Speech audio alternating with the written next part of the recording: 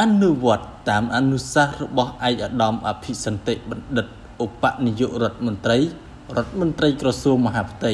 និងថ្នាក់ដឹកនាំក្រសួងមហាផ្ទៃលោកឧត្តមសេនីយ៍ឯកសុកវាសនាអគ្គនាយកអន្តរប្រវេសន៍បានណែនាំឲ្យនាយកដ្ឋានស៊ើបអង្កេតនិងអនុវត្តនីតិវិធីបន្តធ្វើការបណ្តេញចេញជនបរទេសចំនួន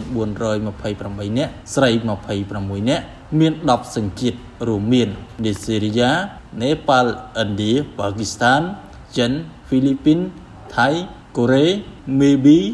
និងឥណ្ឌូនេស៊ីចេញពីកម្ពុជាជនបរទេសដែលត្រូវបណ្តេញចេញនោះមានជនជាតិចំនួន312នាក់ពាក់ព័ន្ធករណីឆបោកតាមបច្ចេកវិទ្យា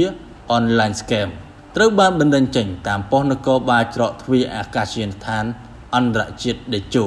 និងមួយចំនួនពាក់ព័ន្ធករណីលួចឆ្លងដែនស្នាក់នៅធ្វើការខុសច្បាប់ក្នុងប្រជាណាចក្រកម្ពុជាការបណ្តេញចេញជនជាតិបរទេសខាងលើនេះគឺអនុវត្តតាមវិធានការយ៉ាងម៉ឺងម៉ាត់របស់រាជរដ្ឋាភិបាលកម្ពុជាក្នុងកិច្ចខិតខំប្រឹងប្រែងបោសសម្អាតនិងលុបបំបាត់ឧក្រិដ្ឋកម្មតាមប្រព័ន្ធបច្ចេកវិទ្យាធានាការពារសុវត្ថិភាពជនប្រជាពលរដ្ឋទាំងក្នុងតំបន់និងសកលលោកដោយគ្មានការលើកលែងនោះឡើយចំពោះមេខ្លោងដែលនៅពីក្រោយក៏ដូចជាការជួយសង្គ្រោះជនរងគ្រោះដែលត្រូវមេខ្លោងបោកបញ្ឆោតឲ្យមកធ្វើការក្នុងសកម្មភាពឆបោកតាមប្រព័ន្ធបច្ចេកវិទ្យាហើយមានសេរីភាព